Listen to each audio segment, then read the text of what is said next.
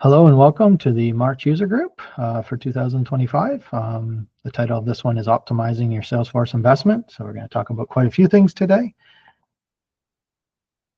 As a reminder and housekeeping items, we will be recording this, so it'll be posted later and you'll have access to it. If you have any questions during the presentation, please raise your hand, and you can also post questions to the chat and that will be monitored. We will have a question and answer period at the end as well, if you wanted to wait till the end. We're going to talk about a few things today. We're going to talk about licensing on top of Salesforce, be a review for some, and maybe just a reminder of what is required. We're going to talk about what you currently own or potentially own around the Salesforce clouds and the Salesforce licenses themselves. We're going to talk about how you might implement some of those features and softwares and how they might be integrated into Avocado. We're going to talk about storage requirements at the end and end it with the next steps. So without further ado, we'll just dive in. Again, some of this might be review, something you guys already know, but for others, it might be new information. So we are going to go through it at all levels. So just a reminder, licensing requirements for Avocado is that we have a Salesforce license. Essentially, there are 4 licenses that we recommend on top of Salesforce. The first one is for your frontline users, people who are just using the Avocado menu. Essentially, they only require what's called a Lightning Platform license. That Lightning Platform license gives you access to everything in Avocado menu, and most things on top of the platform you can also access with that license. As you may or may not be aware, for Salesforce, with the power of us, you get 10 free what's called enterprise licenses. And if you chose to upgrade those to unlimited or ultimate licensing, you would be paying the difference. But power users require a full license. Full license meaning either a sales or service cloud license. We're going to walk through what the Sales and Service Cloud means, and that's part of this discussion today, just to make sure that we're all aware of what we have. Sales and Service Cloud can be sold separately. They can also be bought together. There is a SKU to buy both the sales and service. And you don't pay double, you just pay a little bit more. So that license is typically for power users. It's for people setting up and having to have access to the back-end orders. We definitely will provide this slide and the presentation after. We do have a document on licensing as well. A lot of people in this meeting might not have been there during the implementation, but all this is very well documented. And if you ask your account manager or go to your Google Drive share, you'll probably see this there. There's a document called Guide to Salesforce Licensing, which is, I think, about 5 pages. And this is just one snippet out of those 5 pages. So that's the second type of licensing, is the power user / enterprise licensing. The third license that we require is the license that gives you access to the portal. It gives you access to your communities. And we suggest you use community, customer community logins for that. We definitely will work with you on what that is, but or what the number of community logins you require is. And we do have in that same document I just referenced a recommendation. It's not for everyone. We have to look at it and monitor it and understand how much you are using, which more to come on that in a little. And then the fourth type of license that Avocado requires is storage. And we're going to talk a bit about storage at the tail end of this meeting, and about the challenges and also the requirements. So, to start with, we require those licenses to operate on top of the Salesforce platform. You can see what licenses you have by going into the back end of Salesforce. This isn't for everyone, but if you have that responsibility to license your solution, you more than likely also have access to the setup in Salesforce. And essentially, when you're in the Salesforce environment, there's a little gear icon that says setup, and you click on that. After you click on that, there's a quick launch button that allows you to type what you're looking for, so you don't have to browse down looking for what I'm telling you. You can just type company information and you'll see all the company information. In the company information, there's 2 sections that pertain to licensing. The first one is user licenses. And as you can see, you'll see the licenses that you own. You'll see the license names, and those will vary depending on when you buy them. They are called different things. We can help you interpret those if you need to interpret them and what they mean. But typically, you see something like a Salesforce platform, a community customer community login license, and then a Salesforce license, which is usually your Sales Cloud or Service Cloud license. And that's under user licenses. You'll see how many you own, how many you've used, and how many are remaining. You'll also see the expiry of these. So on this day, these licenses will expire if they're not renewed before that. Sales platforms, self-explanatory. Customer community logins are the amount of accounts, customer accounts you can create. And it's usually an algorithm of so many, multiple of how many logins you've purchased. But essentially, sometimes we find customers don't have enough of those and we need to increase those. It is a little more stringent than it ever was before. Salesforce used to just give those away free. If you could ask them for $1 million, they put $1 million on. Now they actually charge you if you want more. The second area of licensing to see what you're using is the usage-based entitlements. And really the only one that we're going to talk about today is the customer community logins. And there's two numbers on there. There's every time someone logs in for the current month, it counts towards a customer community login. However, that doesn't necessarily use one of your licenses, because a user can log in 5 times in a day in the 24-hour period, and it only counts as one. So that's what we refer to as the customer community daily unique logins. That's really the number we're interested in. That tells us that, you know, roughly 523 people logged in more than once in a day with this particular metric. So that's how you see your licenses. You know, to talk a bit about more about that, you know, I'm sure you may have noticed Salesforce released a new application. It kind of pops up on everyone's screen if you're an administrator. It's called Your Account. So in the app launcher in Salesforce, if you choose Your Account, the application, you'll be presented with the screen you see here. And it gives you access to see and browse all the licenses, buy licenses right from there. It gives you access to see all the contracts that you currently have with Salesforce, the pricing you're supposed to be paying, and it gives you access to see all your invoices, both current and in the past. Every invoice you've ever paid to Salesforce should be in here. So it's a great place to go if you're looking for historical information and being able to analyze how much you're paying for different licenses over time. We have been looking at it and analyzing the numbers across our customers, and there's more to come on that in a little bit in our works with Salesforce.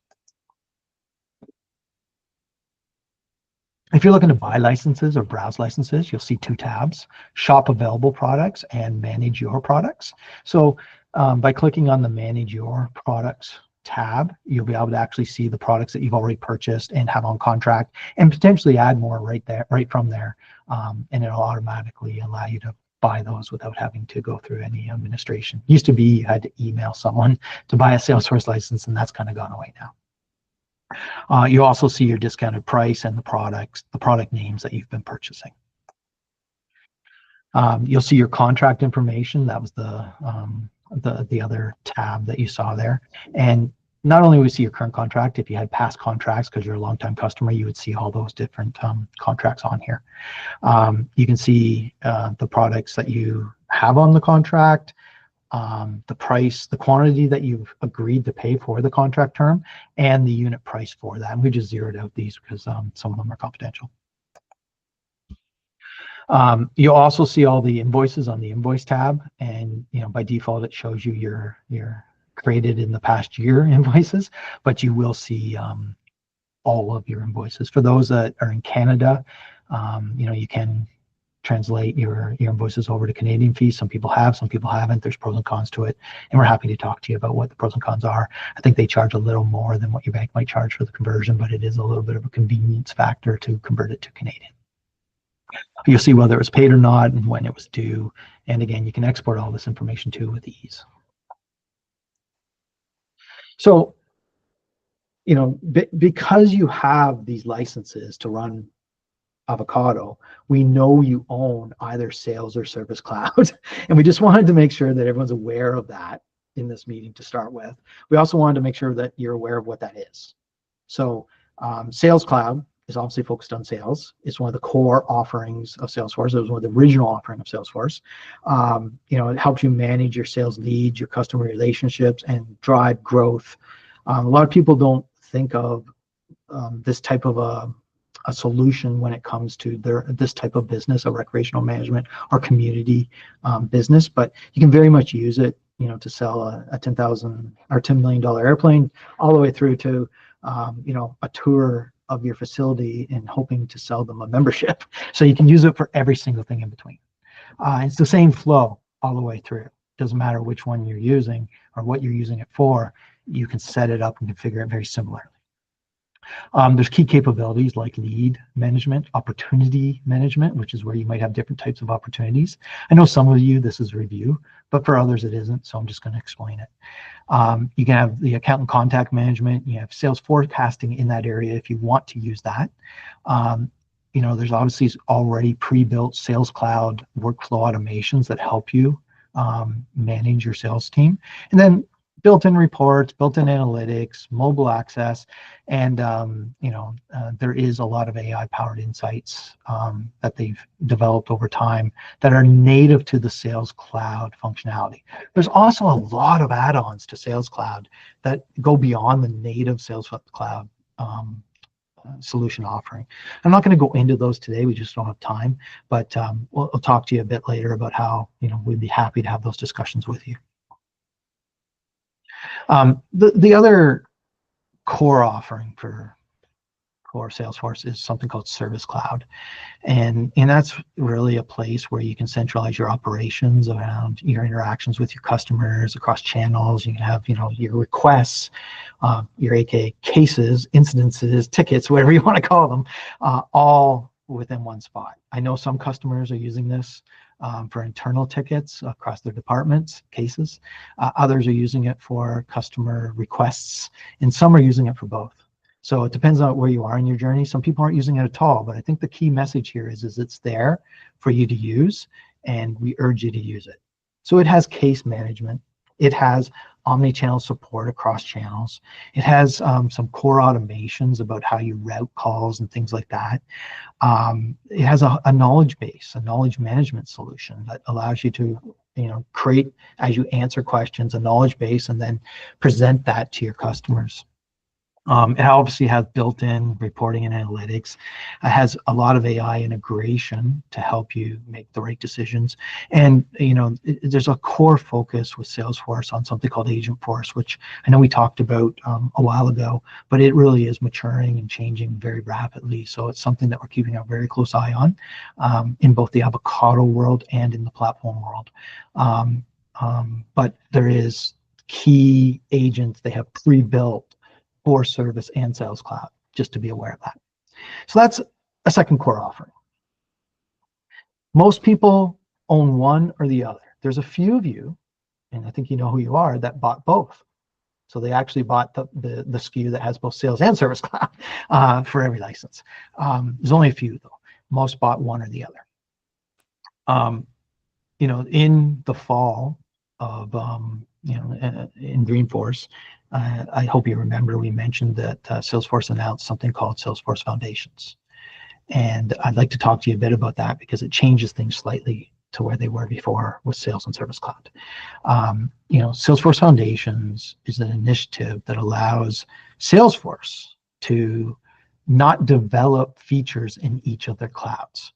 So before Salesforce Foundations, believe it or not, if they needed a feature in Sales Cloud, they developed it in Sales Cloud. If they needed one in Health Cloud, in Service Cloud, in Data Cloud, in Marketing Cloud, all these different apps that Salesforce has, each one was a silo and independently developed these features. And sharing them across the clouds was challenging, mostly because of licensing, but also because of the technology. So Foundations is a free offering that you can enable in your organization that gives you some of those core pieces of functionality across the clouds within your existing cloud. So if I own Sales Cloud, I have all the features of Sales Cloud, I can enable Foundations and it'll give me some of the features of Service Cloud. Not all of them, but some of the core features, like cases. So I can have Sales Cloud license now and have cases with those licenses. I can also have some Marketing Cloud features, some Commerce Cloud features, some Data Cloud features, and Agentforce. So it gives me Agentforce with this. I don't have to buy it separately. It's a great thing. We've been working on it and seeing how it's going to impact us, but a lot of it is really just core Salesforce functionality. It doesn't impact the Avocado platform very much, but it's something you should be aware of. So when I mentioned that it gives you core features, let's just walk through those. You know, for sales, if you don't have sales, you have a Service Cloud license, it'll give you your opportunities, quoting, meetings, and sales console. So it gives you the ability to have opportunities now with the service license. If you had sales licenses, so you have everything on sales, and then enable this, it'll give you the case management, the knowledge base management, knowledge base, some of the macros, not all of them, but some of the macros with Service Cloud and the Service Console. Regardless of which one you own, Sales or Service Cloud, it'll give you some Marketing Cloud features. It gives you the core email campaigns, some built-in analytics, and 2,000 emails per month. So it doesn't give you everything. It just gives you a subset of it, and then you can add on some additional license or transactional license if you find you want to use more of the Marketing Cloud. For those that own Marketing Cloud already, you already have all those features, so you don't have to worry about this. But if you're only using components of it, you might want to look at what's included in the foundation now. Commerce is an interesting one for us.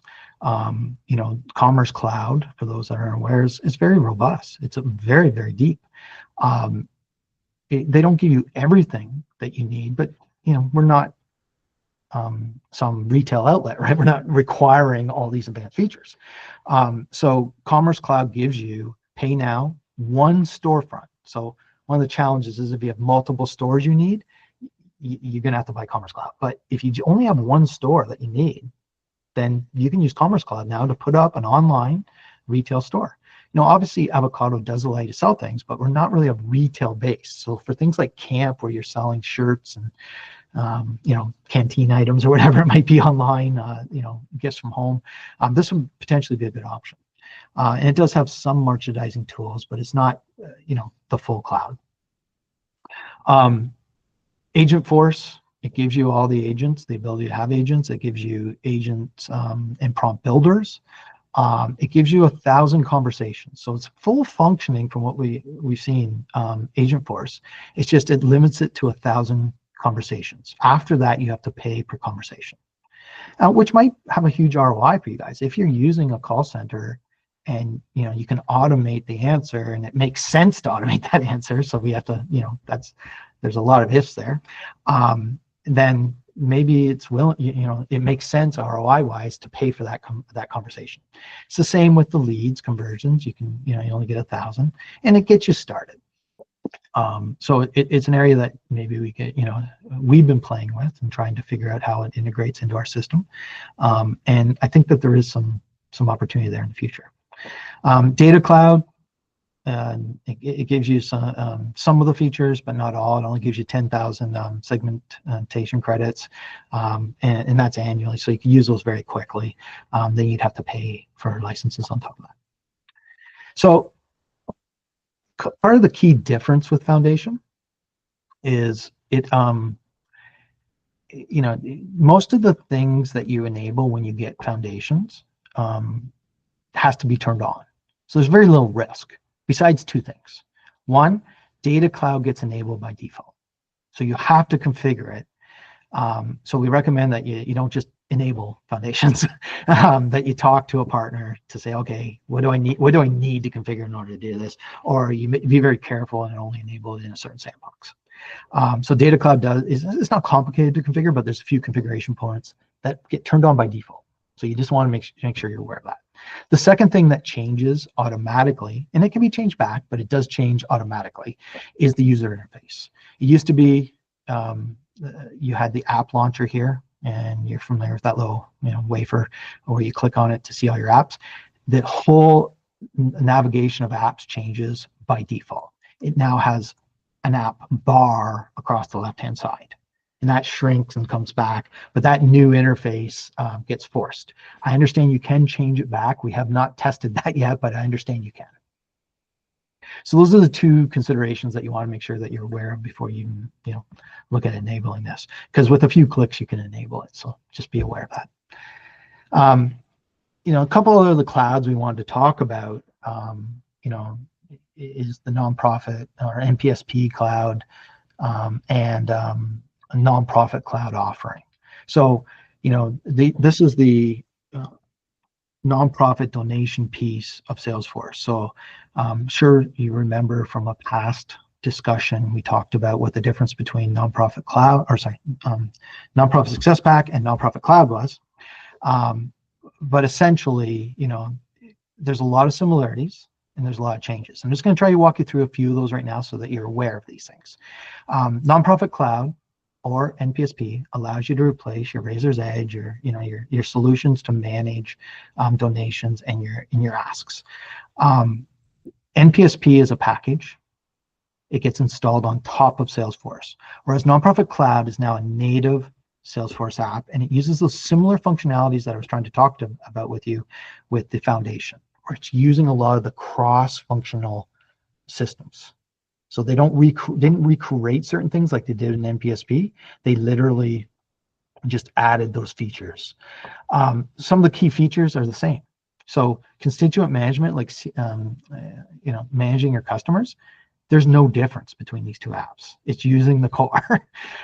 Donation and fundraising management, even though there's a technical difference, there's very little difference in how they do it. However, there's a few new features, and when I say a few, I think that's being generous. Nonprofit Cloud, I've only been able to see one additional function that it has, and it's a great function, but it's a little widget that gives you a timeline of donations. And it's a great feature. It's really nice to look at your customers in that manner, but that's the only real difference in the fundraising piece of the system that I saw. Be aware that there are other functions in Nonprofit Cloud that kind of differentiate it. One of them being outcome management. It's a great little app. It allows you to set goals of what you're trying to accomplish with your nonprofit and manage and report very nicely towards that. I don't see everyone using this though, because it is kind of administrative to set up and to manage. So if you are already looking to do something like that, though, this is a great option. Grant making was always separate with NPSP, and now it's included. The case management is the same as the case management within Service Cloud, so there's not a lot of difference there. They do have this concept of actionable relationship center where you can create flows. In NPSP, it was like an engagement plan, whereas this is actionable relationship center, and it's a different model. Some would argue that it's a little it's a little better because they used, I believe, some of the features off of Health Cloud, and there's some great flows in there. And then they talk about enhanced automation. I really haven't seen that. Most of the automation you see in NPSP is similar to Nonprofit Cloud. So that's a bit about the difference, but that's an offering that's available to you too. With Nonprofit Cloud, with NPSP, it's free. It's included as a open source solution, whereas with Nonprofit Cloud, now they're charging for that. So some of the key differentiators, just to point them out, is one, Nonprofit Cloud offers, as they say, more comprehensive and advanced feature set because they go across the solutions. You just have to be careful of the licensing on that sense because it's not all included for free. NPSP provides core functionality with greater customization. So the whole way NPSP was configured is very configurable. Avocado is definitely compatible with NPC as well, Azim, just so you know. They actually haven't changed the core of the way they store the donations. They just store it in a different object now.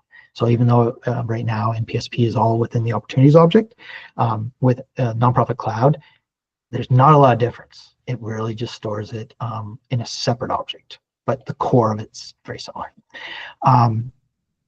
The cost I've already mentioned, customization versus out of the box. The way that it's being viewed is NPSP requires more customization to get it to do what you need to do, whereas Nonprofit Cloud, they brand it as ready to use. I wouldn't quite go that far, but it's easier to configure, I'll just say. Scalability, the way they're viewing it is Nonprofit Cloud provides greater scalability for large organizations, but there's definitely a more of a cost associated with it, and more of an, as much as they're saying that it's out of the box, it's definitely more to configure. So you just have to be aware of that.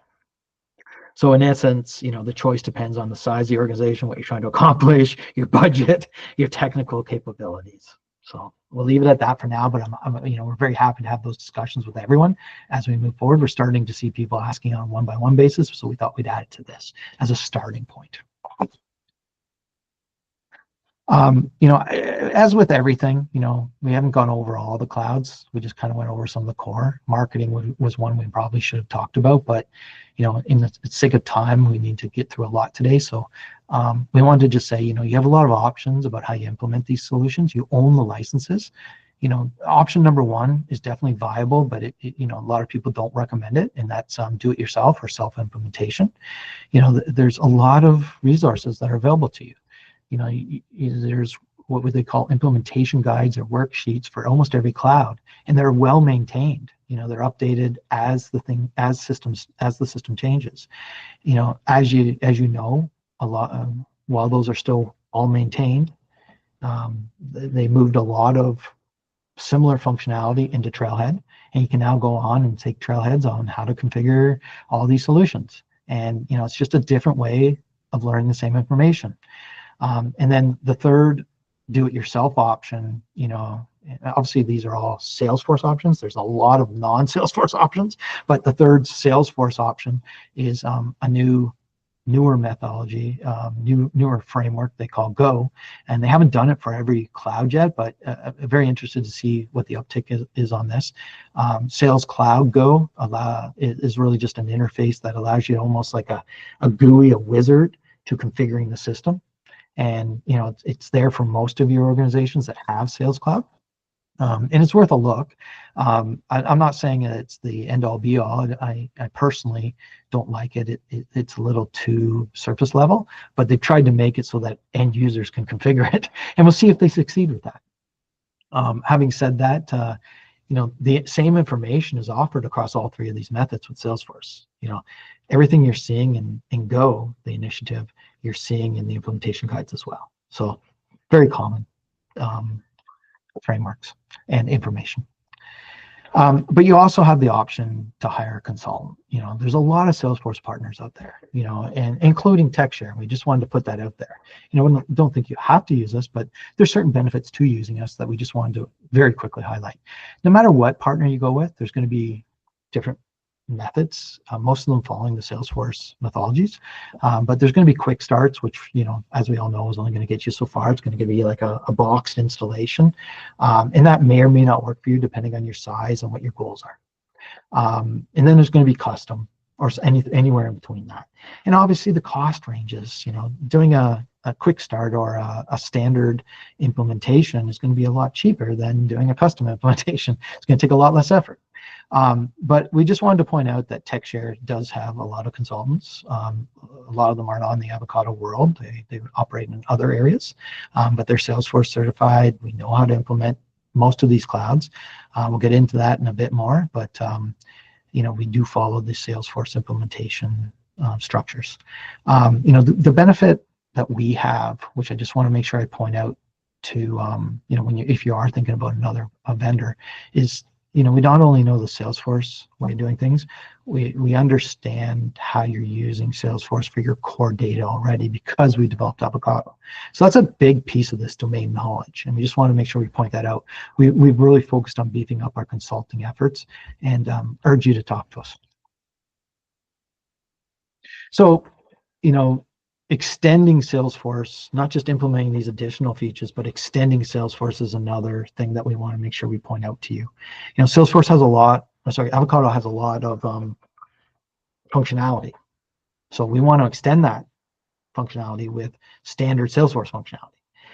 There's always this gray line between, well, what's included in your license and what is extra. And, we try to, we're working on a huge initiative to clarify that for you guys and to better our customer success. More to come on that in the future. But what I wanted to point out is, there's definitely always this gray area of, hey, because it pertains to your business, is it included? Do we just do everything and anything Salesforce ever offers? No. If it's a core sales or Avocado piece of functionality or feature, and it relies on Salesforce to do that feature, yeah, we support that. We definitely support that. If you're looking to implement Service Cloud, that would be an extra. And that would be a project outside of the Avocado implementation. As Salesforce is built on the platform, so it makes that gray line hard to talk about, but we're open to having those discussions. And we definitely see that it's designed for seamless integration into, sales, service, marketing, data cloud. Those are the key ones, but we can integrate to those very easily now. We have consulting services to implement all of those. The only one we don't do ourselves, where we have a third-party partner, is Marketing Cloud. But we have consultants that are on our payroll. We have people you've probably never met that work for organizations in mostly Ontario, helping them with their implementations of Salesforce. And those resources are starting to grow. I just want to make you aware of that. We also do, as you probably have been exposed to, a lot of customization of screen flows and flows to help extend the solution being Avocado. And more on that, I'd love to hand it over to Rachel to talk about how we're extending. Yeah, thanks. So just on the topic of blurry lines, so I'm going to talk about a couple flows.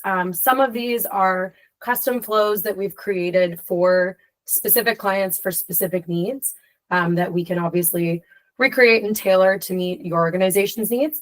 And then some of these are ones that we've created as part of the Avocado package because we see value in everyone potentially having access to this. So one of the ways that you can optimize your Salesforce kind of footprint and your costs is to implement flows and screen flows. So we use flows largely as an automation tool. So those tasks that you repeatedly do that maybe are eating up your time that would be easier if they're automated are usually good candidates for flows. So again, I didn't grab all of our flows because that list is huge, but just a couple ones that maybe you are aware of or unaware of that I wanted to kind of point out. So a lot of the things we do are email flows. So things like expiration flows. Your credit card's about to expire, or your membership, your annual membership's going to expire. Your financial assistance is expiring. We send notifications via flows to give you kind of that heads up that that's going to be expiring based, again, customized to the org's needs, whether you need 7 days, 10 days, 15 days, 2 months. You can kind of customize that within the flow. We also use it to send emails for new interactions. So someone buys a new membership, they haven't had a membership in the last 6 months, and maybe you need staff to check their ID first. We're going to block that person from access until staff verify. And maybe you want to send them a new welcome email with some additional information. You can do that. And then we also can trigger a follow-up on that as well. So you want to see if 7 days later they're still happy. That can all be accomplished within it. And then we use it for processes as well. So again, that kind of same functionality where I'm looking to automate my repetitive tasks. So things like rescheduling payments. So I know I'm going to retry a payment in 7 days. I want to send a notification to my customer that that's going to happen. That's something we have a flow for. Or things like I know I have a staff discount that I give to my employees. Full-time employees maybe get a little bit better of a perk. So I can then trigger a flow that if this person is staff, if they're full-time, then maybe they get a 10% discount on something. If they're only part-time, they maybe only get 5. So those are things we can do with flows. Obviously, there's a lot of other options as well. If you have questions about the flows I talked about, you have questions about what people would potentially want to do with flows or what you as an organization would want to do with flows, that's something you can bring up to your account manager. and they can reach out to see if we possibly have a flow that does that already, or if it's something you'd like to proceed with consulting for. So that's the first type of flow that we kind of configure. The second one is screen flows. So this is a little more into the consulting side, a little less into the Avocado packaged side. But screen flows are a type of flow built in same Salesforce flow builder that are designed for user-facing interactions. So this is less your automations and more those step-by-step guided processes. So your wizards, your multi-page forms. So where we see this really being beneficial is things like case management, creating those cases, incident reporting, creating those incident reports as they come up. So I'm actually just going to share my screen.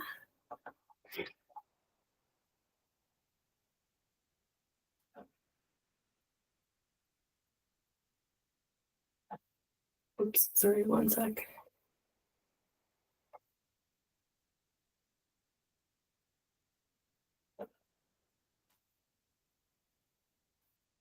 And I'm just going to walk through two high-level examples of one of the ones we've built in the past. So I'm in my QA environment here. We've integrated this within Avocado. So I'm logged in as Clara Horton. I'm going to click Contact Us. This is going to take me into a separate community site that is built via ScreenFlow. So I'm going to fill out a case here. I'm going to choose membership, just as an example. When I click next, I then have the option again, this is customizable to decide what I want to do with my membership. So unfortunately, I'm going to attempt to cancel my membership today. So then you can prompt that text based on whatever their response is. And for me, the economy is a little rough right now, so I'm going to pick financial reasons. You can then prompt follow-up questions. So things like, did you know we have financial assistance? Or do you know we have scholarships? We have things that can help you with that membership. So I'll say yes. And then when I submit my case, my staff are going to get all of that information, as well as Clara Horton's contact details, so that they can follow up and hopefully stop that cancellation from happening, maybe get her some financial assistance so she can continue to stay on with the membership. So that's an example of one we've integrated and one that's kind of linked through with the portal right now. Another just more in-depth talking about those multi-page forms is our incident reporting screen flow. So this one is built, obviously we have incident reporting as part of the Avocado package. This is a way more customizable version, and it's something you can explore with your account manager if this piques your interest. So I've just gone in to create a new incident report here. This was just a click of a button from my homepage.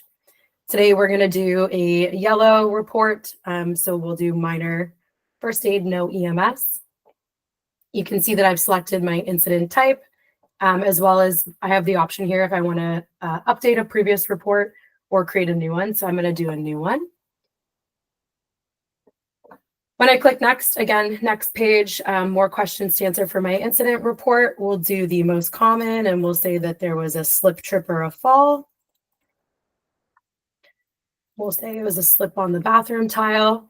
And then again, depending on what questions you ask, you can prompt those follow-up questions.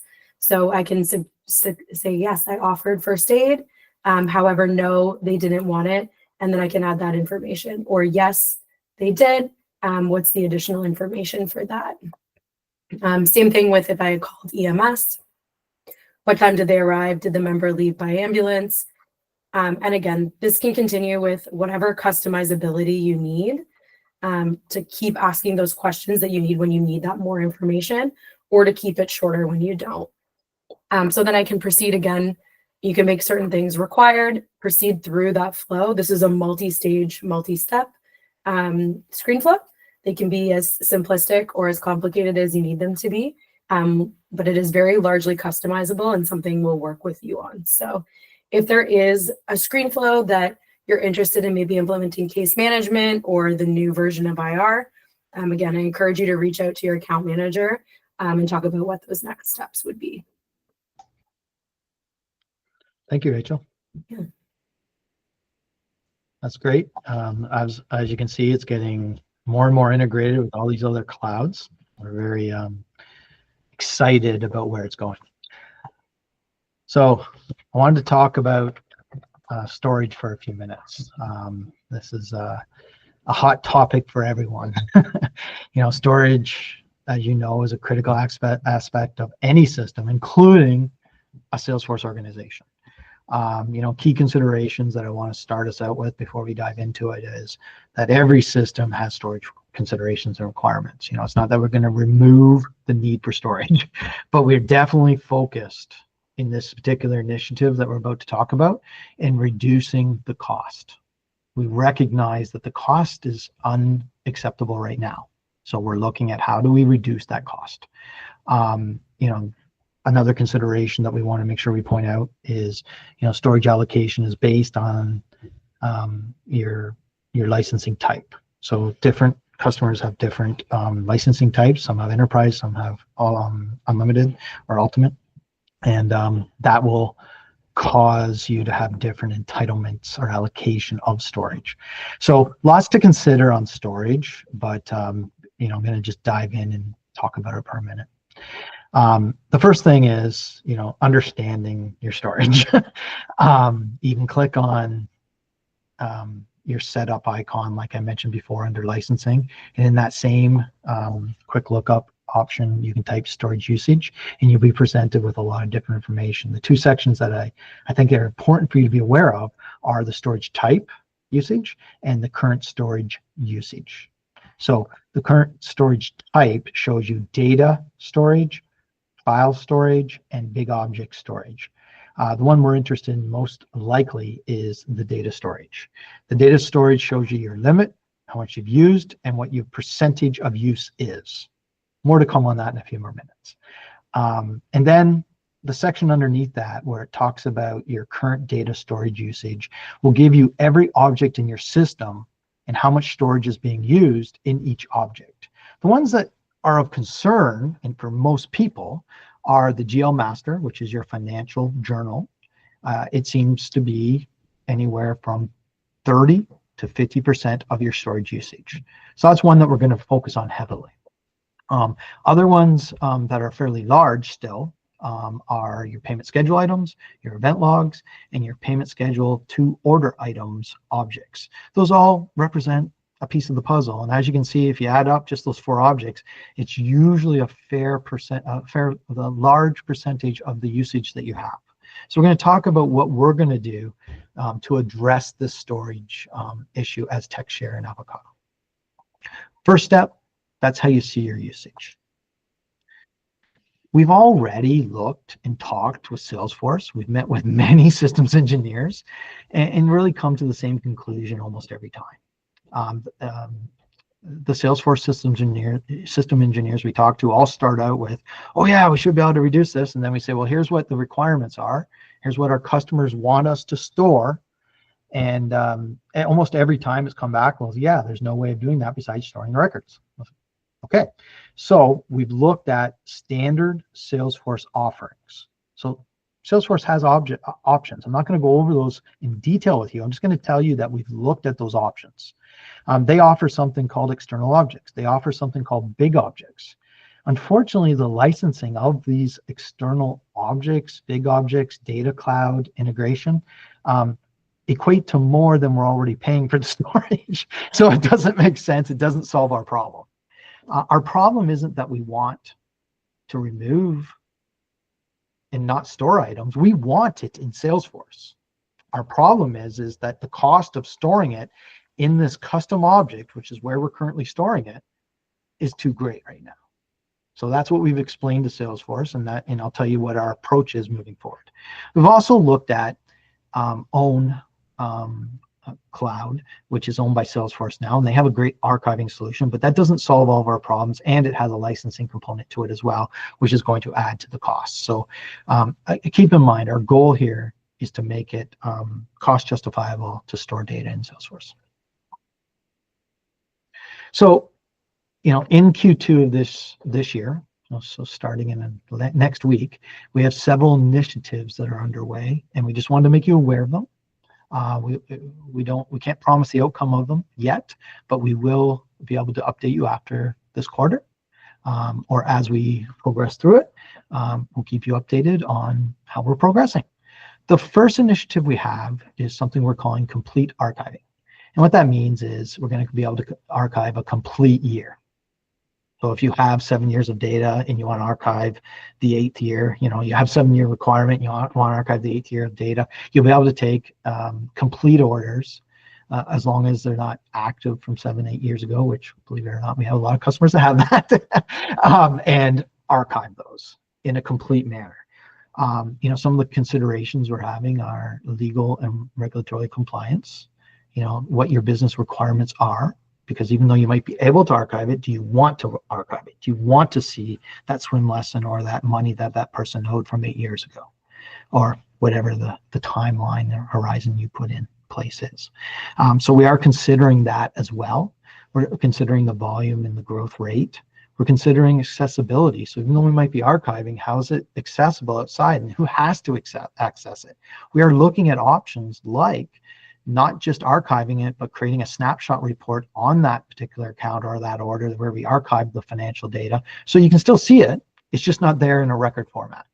So think of it almost like a receipt that sits on the order that shows you everything that happened on that order. So we're looking at a lot of options, and we're considering security throughout all this. We don't want to move it outside of Salesforce, but if we have to, we will,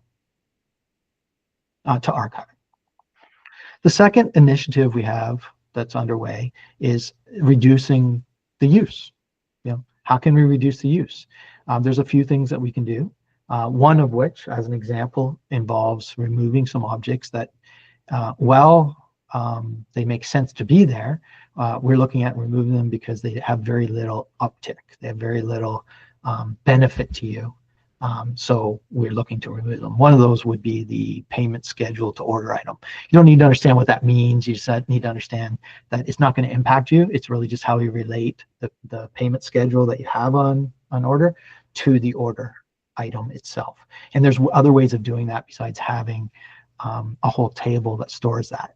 One of the, if you remember from the previous slide of usage, it averages 5 to 8% for that table alone. And if we can just remove it and get you 5 to 8% back, we're going to do that without any consideration of loss functionality.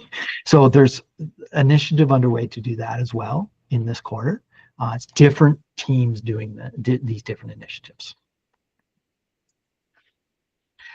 We are looking at external storage for the GL master specifically. So we are looking at saying, okay, for the GL master, can we just not store it in Salesforce? And that would just give us an uptick of 30 to 50% immediately. Like I said, we can do that with licensing on top of Salesforce, but we're looking at how can we do it without paying more money for the licenses that allow us to do that, and meet our objective of lowering our overall cost of the licenses. So that's probably has the most realistic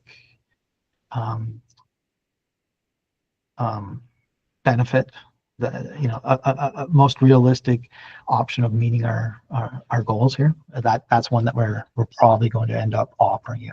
And it wouldn't be something where we could force it upon you. It would probably be something where we say, okay, here's an option for you. You can do this, move it over to an AWS SQL Server if you want to do it that way. We are also spending a lot of time around contract lifecycle management with Salesforce. So we've been meeting with Salesforce, reviewing what our customers, you guys, are paying for these licenses, and fighting on your behalf to make sure that you're getting the best deal possible. We've been asking about lowering the costs on your behalf. We've been asking about getting a core offering where we both Avocado and Salesforce benefit from this. But there's no doubt the storage cost alone has ballooned, and we're aware of that. So we've told them we want to stay in the Salesforce ecosystem for this storage for the GL master, but if we can't, we'll look at other options. And we want to stay on the platform for this as well. We don't want to have to move it out. So they seem very the discussions are very promising, and we'll talk later, but in the slide deck about what we're offering you, but if you're going up on negotiations, please talk to us. Be happy to have a discussion with you about what it is we found. And, you know, I know that when I talk to the nonprofit sector's leadership, her name's Lisa Crow, she immediately emailed every one of the account reps, and I saw the tone change. All of a sudden, they were much more willing to work with us on the licensing. So I'm very appreciative of them working with us, and we're going to do everything we can to make it a win-win scenario. So next steps on all of this, we are adding storage and licensing audit reporting to your monthly meeting. So your account manager will be bringing this up, whether or not you want it to be brought up. It will be brought up and discussed on a monthly basis. We'll also be offering, and hopefully you'll be taking us up on this, on storage forecasting. We have several models in place that allow us to forecast your usage over time and show you what we believe you're going to be using in the future. That'll also change as the Q2 initiatives are realized, but for now, we still think it's important to forecast.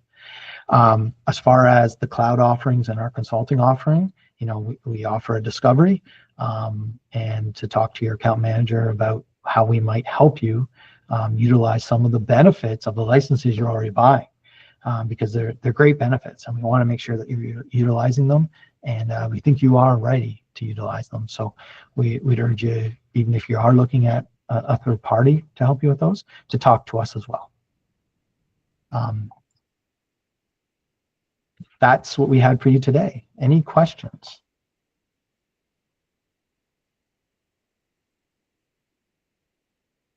Or comments?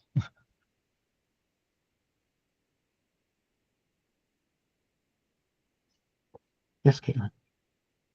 I should have a quick question about some of the kind of automation flows around emails, around the Salesforce email limit. I think I understand that the flow emails count towards that like 5,000 daily limit, but sometimes get confused because there's like so many email limits and it's hard to distinguish them. So do you guys have any insight on if the flow emails count towards that limit, and advice on how to make sure we're like managing that if we decide to implement more automated emails? I think there's two parts to that question, and I'm just going to answer one part and then ask for assistance from my team on the second part, because I want to make sure I'm technically right. The first part is there's many ways to configure email in Salesforce, and some of our customers have implemented a third-party mail server. So there's just a setting under that setup that says send all your emails through this third-party email solution, and then you don't have that limit. But you have a limit on your third party. If you have a limit on your third party, and one of our customers, no names, actually hit that third party limit, just I think it was last week or the week before. So you don't have to use the Salesforce email. It's configured at the Salesforce level. If you use the native Salesforce functionality, there is a limit of how many emails you can send a day. I'll clarify that in a second. If you configure it to a third party, then you are limited to whatever that third party has, which is usually higher, by the way.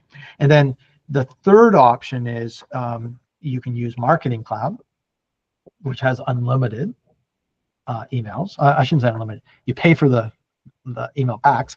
And then there's yet again another option, which is solutions like Mailgun or Twilio.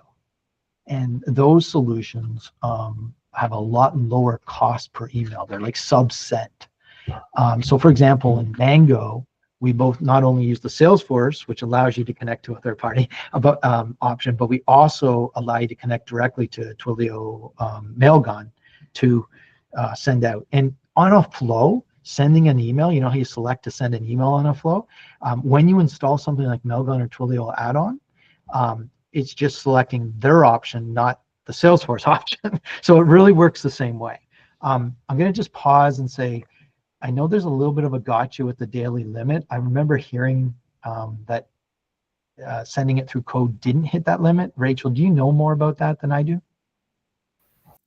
I do not. I do know sending it through a flow automation does count towards your single email limits, but I believe you might be correct that when we send like receipt template, like receipt emails, Through they're Apex not Code. included. Yeah, Yes. that's where I think the limit is, and I'd like to get back to you guys about that. So we'll take that as a takeaway that we email to you.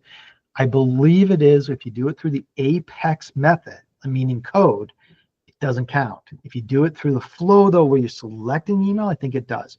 But I'm not solid on that. Yeah. We'll confirm though. I know the guy who knows. It's just he's not here tonight. So No, that's super helpful. Thank you. I'm glad I'm not the only one that goes down a rabbit hole when I'm trying to understand the Salesforce email limit. So yes, I appreciate you taking that away. Thanks so much. absolutely. Any other questions or comments? I've half read your comment, Azim, just to point out that, it's a challenge to decide, to make a recommendation on, do you go NPSP or nonprofit cloud? It's a really hard thing to advise on. But I'm happy to have the discussion candidly with you.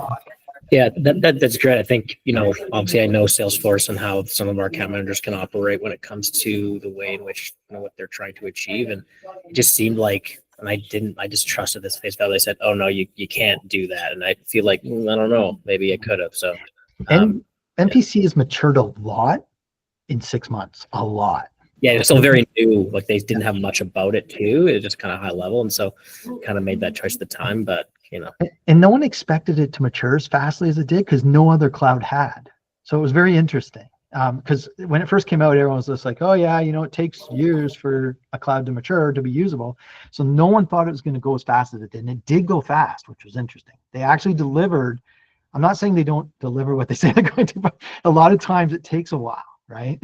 And this was actually surprisingly fast, which is a good thing. It's a really good thing. But anyways, we can talk. We're spending a lot of time trying to understand that too, and we'll just have a candid discussion.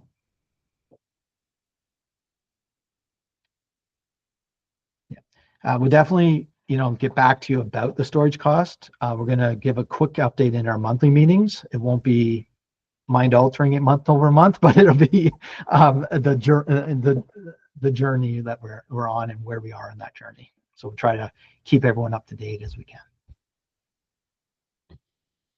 I really appreciate all your time, guys, and for listening to me.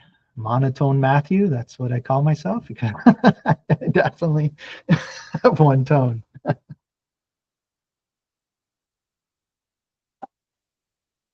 I look forward to talking and working with everyone in the future.